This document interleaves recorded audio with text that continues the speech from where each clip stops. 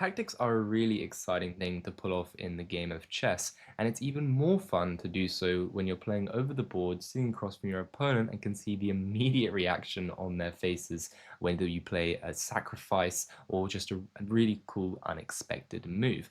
And it's for that reason why I wanted to share with you guys some of my favorite over the board tactics from the past few years, starting with the first ever tournament that I played. So a little bit of backstory about this being the first ever event that I actually played is that it was a rapid event and it was shown to be a junior chess event. Now I was 15 at the time of the game and I was under the impression that I was going to be playing other people around my age, but that was in fact not the case. I was playing pretty much all 9 to 10-year-olds. Now this wouldn't be a problem if I was just going to win all the games that I played, but what was a little bit disturbing was actually just how good these kids were. I barely won the tournament, and I thought I was probably going to be one of the favorites considering I had an 1800 chess.com rating at the time, and I was going to be playing in a section with what I thought were 1200s. But in fact, it turns out as well that over the board rating is a little bit different from online, and 1200s over the board are actually pretty good, especially when they're young and improving kids. But let's get right into what the first tactic that I was really proud of in my over-the-board experience is. My opponent played the move Queen to d7, which is a pretty big blunder. And if you guys can try and pause the video and find out why, try and find the best move for white here. Now the best move here is knight to c5, given a double exclam from the engine. And the point is that if you were to take this knight, there's this nice move, knight to f6, forking the king and the queen. And you might say, this knight could be captured two ways, but what you have to notice is that the d-pawn has just moved out of the way and allows the queen to take the other queen with a big initiative and all of the pieces under attack. So my opponent didn't like this, he instead moved out of the way. If he were to have gone this way, there would have been knight takes e7 and queen takes on d6 with a lot of pressure, although what they played was even worse.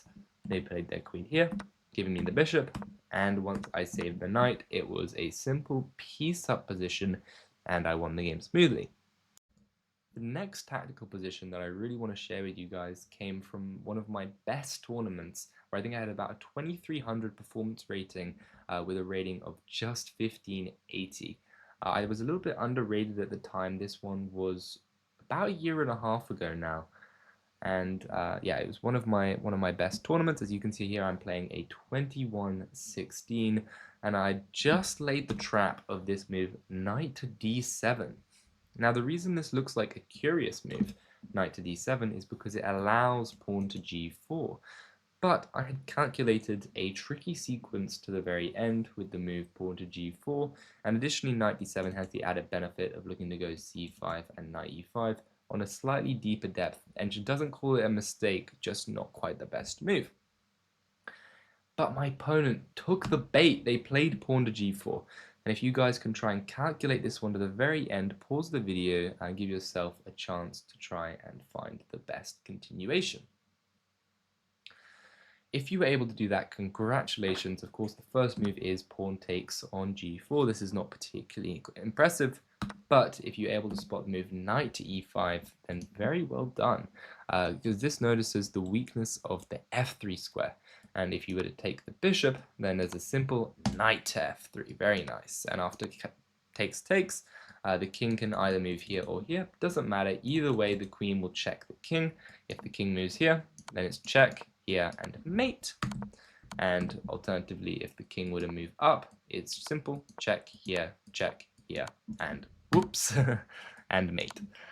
So the game would have finished like that.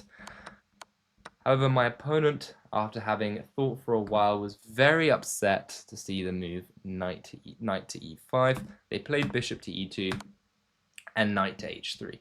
And this is the final nail in the coffin. If you're able to find this move, knight to h3 and knight takes f2 after the move bishop to e2, then congratulations, as you are a great tactical player. After the king moved up, I captured the pawn on f2, played queen h4 check, captured the pawn on g4, and at the very least, 3 pawns for the piece. Actually, no, I've only got 2 pawns for the piece, but the king is wide open. It's getting mated every which way. Black is completely winning here.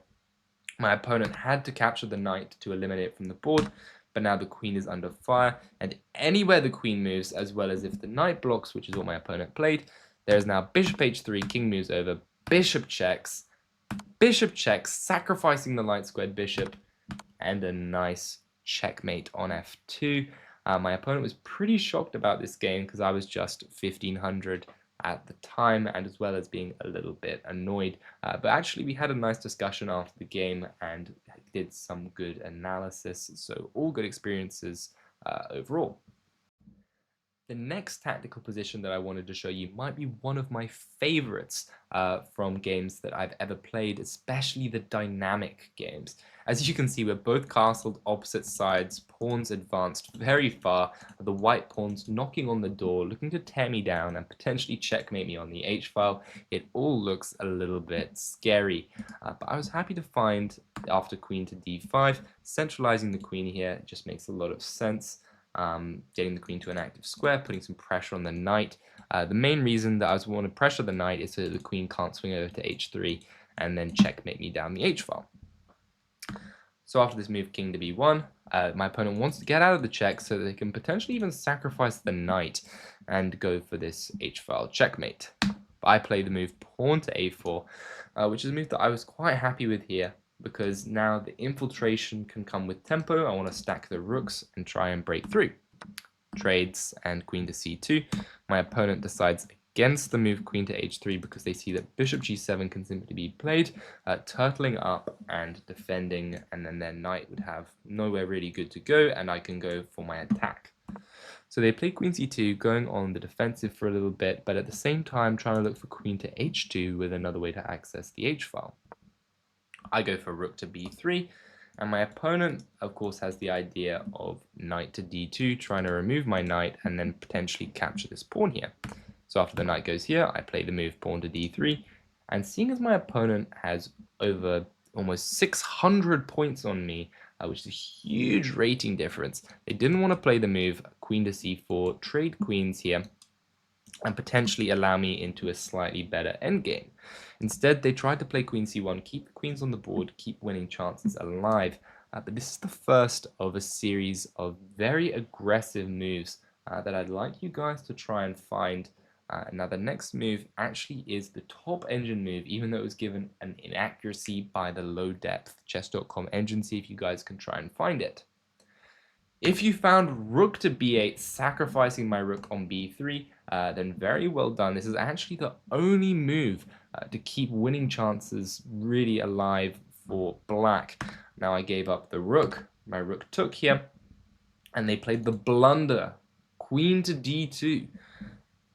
The next sequence of 6 moves are the only winning moves for black. You have to try and see this from this position. If you guys are able to do that, then really well done. I was on great form in this tournament, and I was in fact able to spot it, but it was a classical game. I invested around half an hour at this point, pretty much all of my remaining allotted time, but I was able to come to a concrete win in the end. So the first move is pawn to c4. If you found this move, then well done, but it is a very natural move. The point is that the bishop will in fact take on a3, and the rook should come cascading through. Also threats of pawn c3 and rook takes on b2 all seems very natural, and the added benefit that now the d3 pawn is more defended. My opponent goes queen h2, threatening a checkmate, so of course the only move, bishop to g7. As I mentioned earlier, the bishop is such a fantastic defender here. One check is meaningless, my king will simply sidestep, and then you're the one under huge fire. But now queen h3, given a mistake by the engine, but actually a super tricky move, and there's only now one winning move for black, and that move is queen to b7. If you found this one, really well done at defending the c1 square and putting pressure on the white pieces, and after the rook goes up to defend, once again, only move, pawn to c3. Everything is just flowing. That's why I'm so happy about this game. If the rook were to capture here, then it's just a capture, and you're getting mated pretty much. The pieces are all coming in. And if you were to capture with the queen, then you're just losing the rook because you cannot recapture. So, after they try and stack up their attack down the h file, by the way, there's this devilish threat here by white. If you were to say just play a nonsense move, the move here is you can actually sacrifice the queen and then get a checkmate. So there are serious threats from the white pieces, which is why after my move rook takes b2, checking the white king, and the king moves over, you can't let your foot off the gas with something like queen to b3. Very tempting move here, throwing a checkmate, especially if you don't see this queen h8 resource. Luckily, I did spot it, and I traded the rooks the only move, and after the queen takes, nice move here, d2, cutting the circulation, threatening a checkmate, and the final finishing touch, queen takes rook, sacrificing the queen directly into a new promotion with a forced checkmate. To follow, my opponent resigned after queen takes on b1. This leaves us with one more game that I wanted to take a look at. This one was actually pretty recent. I just played it last week. Started playing for my university's chess league, which has been good fun so far. And I'm really hoping to try and get back into a little bit more over the board chess because I think it's very enjoyable. So I'm going to give you guys a little clue with this move, rook to c1, lining up with the queen. That's your guys' clue.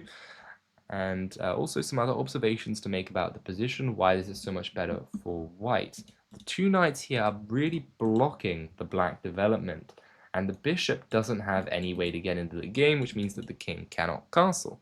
Additionally, if the king castles queenside, it's not at all safe, as I've got fantastic development aimed over here.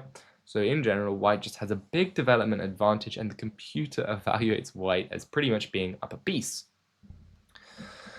So my opponent plays the move pawn to e5, trying to liberate their position, but it doesn't work.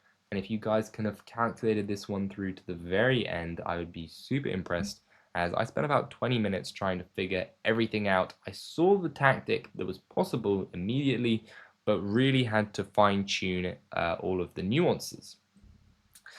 So the tactical move is knight to b5. I'm sure you guys probably spotted this one. After the pawn takes, the bishop takes, and the queen is under fire. And if the queen is to move somewhere, then knight to c7, queen takes, boom, bishop b5, we win the game, right? Well, it's not quite so simple, okay? Let's say if the queen moves to d8, then I guess, yes, it is pretty simple. You can simply sacrifice the knight.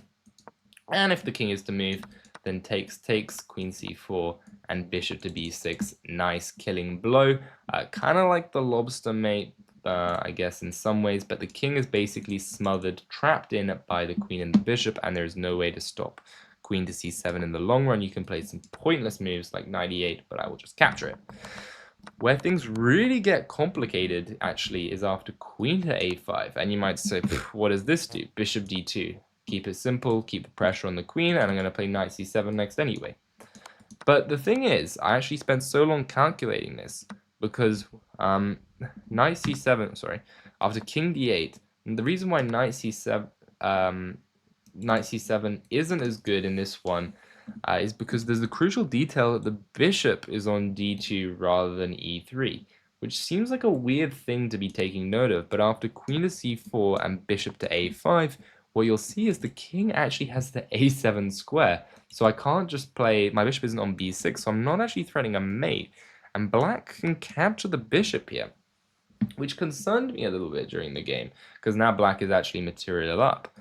But the only move now, queen c7, king a7, check here, and I was happy to have spotted that after bishop to f2, you're threatening this mate on b6, and if the pawn goes, if the knight goes back to d7, I saw that I had moved pawn to b4, b6, and pawn to a4, which I was satisfied with spotting in the end, and I saw that after I castle, I can go rook to a1 and then capture this pawn on b5. and thought that there was sufficient checkmating attack, which it turns out there is. Apparently black has to give back huge amounts of material to try and stay in the game. So if you spotted all of that, really well done. That I thought was quite an advanced tactic, not necessarily because of the first move. I think this is quite obvious, but to really calculate through all the nuances with this queen check, this bishop to b6, bishop f2, it's just quite a long tactic to really see to the end. And most importantly, if you didn't spot pawn a4, then the position actually isn't winning, which is pretty crazy. But the point where I found pawn a4, I put an end to the calculation, and I was like, nice, this looks like a clear win. When my opponent actually went for in the game, they just moved the queen over, and after I delivered the check, they played king e7, and this doesn't really need to be calculated. I'm just getting an exchange for the knight, and that was a straightforward win.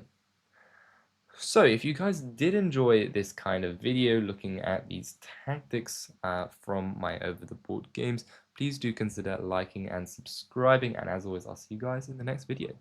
Bye!